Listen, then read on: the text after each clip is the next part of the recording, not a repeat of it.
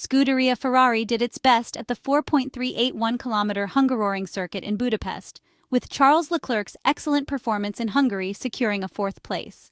Although this is not an exhilarating result given the Maranello team's prestige, considering all the issues faced by both the Monegasque driver and the Italian side in recent weeks, it is a result to be welcomed positively. The Maranello team brought back the Barcelona Aerodynamic Update package with a revised version of the floor, which, at least this weekend in Budapest, seemed to bear fruit, helped also by the track layout and characteristics of the Hungarian racing circuit. However, the SF-24 single-seater is still not able to compete with McLaren and Red Bull, even though in the final part of the race, Charles Leclerc held off Max Verstappen for several laps. The Dutchman was clearly much faster and had fresher tires at that moment, undoubtedly aided by the track's layout, but it was a Sunday that gave Charles Leclerc solid impressions, a situation that was needed after the recent troubles. It was not the best race of the season for Carlos Sainz. The Spanish driver, who finished sixth, started fourth but completely botched the start, likely due to a clutch problem. His race effectively ended immediately, as it took him too many laps to overtake Fernando Alonso, allowing the top five to escape and become unreachable.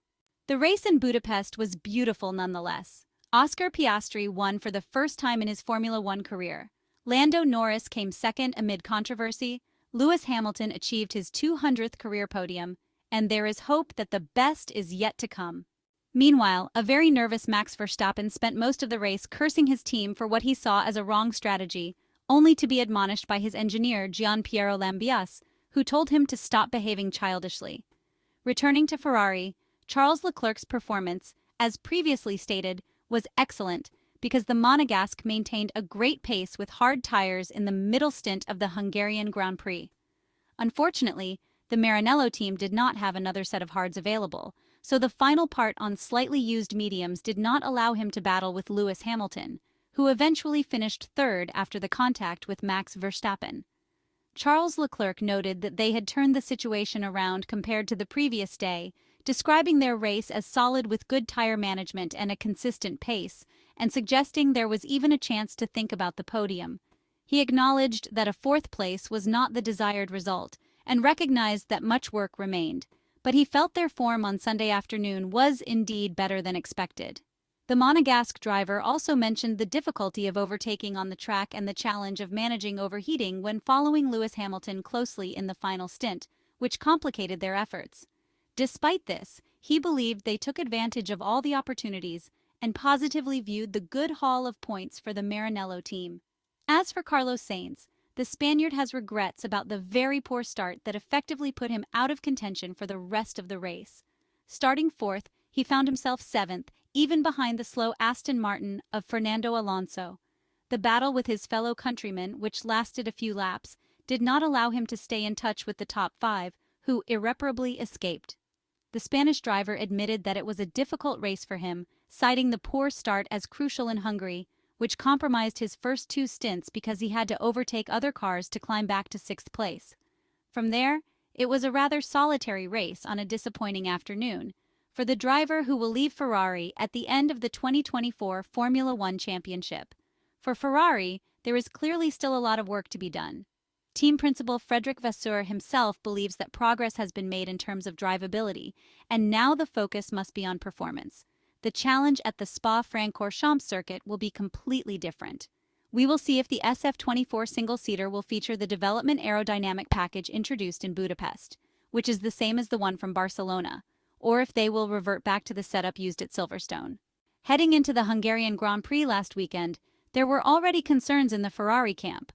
After another disappointing race in the British Grand Prix at the Silverstone circuit, expectations were not especially high for the Budapest race. To be clear, the track layout at Budapest was more friendly to the SF-24 car than others like Silverstone or the Red Bull Ring in Spielberg.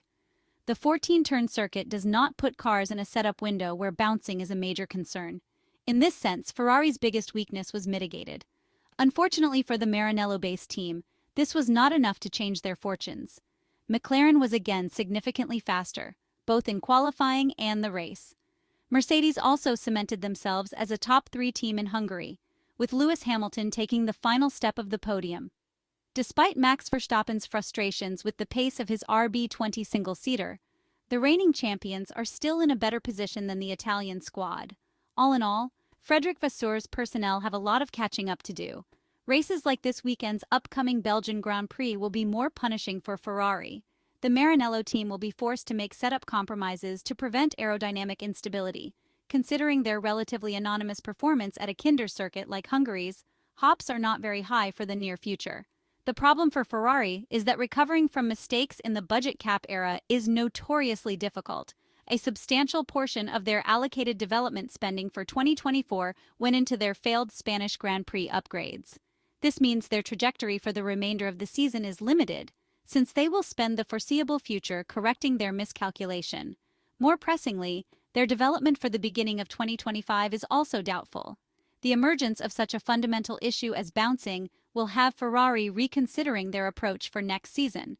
With Italian aerodynamicist and Ferrari technical director Enrico Cardile leaving the Italian side in order to join Aston Martin, it seems fair to suggest there is an element of uncertainty. Ferrari are still capable of stabilizing themselves, but they will likely spend the beginning of 2025 on the back foot. Some of the bigger changes necessary to prevent bouncing from re-emerging, such as a new suspension, cannot arrive until next year. Because of this, Ferrari will experience a period of damage limitation in the next few months. Moreover, time will be against them at the start of 2025, since resources next year will quickly be diverted to the new 2026 regulations. Despite Red Bull suffering from their own development slump, the Italian outfit are not there to capitalize.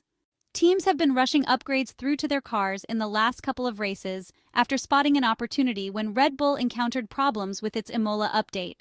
Red Bull's win advantage has been slashed in the last 7 races as McLaren has finished closer, while Mercedes is joining in after it made a breakthrough with the W15.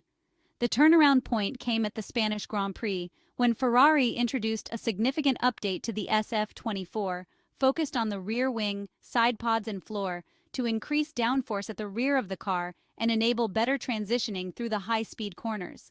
While the update worked by bringing more downforce, it produced too much and overloaded their rear suspension and caused the instability and bouncing issues both drivers have experienced. It is a problem that Lewis Hamilton once highlighted as being a disaster at Mercedes. All of the teams are trying to achieve aerodynamic stability, a key challenge with the current ground effect cars, but often that can be difficult to achieve if they pile on downforce with updates. Although it was second in the Constructors' Championship, the Maranello-based squad has been overtaken by McLaren before the summer break, which was to be expected given their recent form. Ferrari must now take a step back to understand where it went wrong and make further updates if it wants to get back in the mix with Red Bull and McLaren.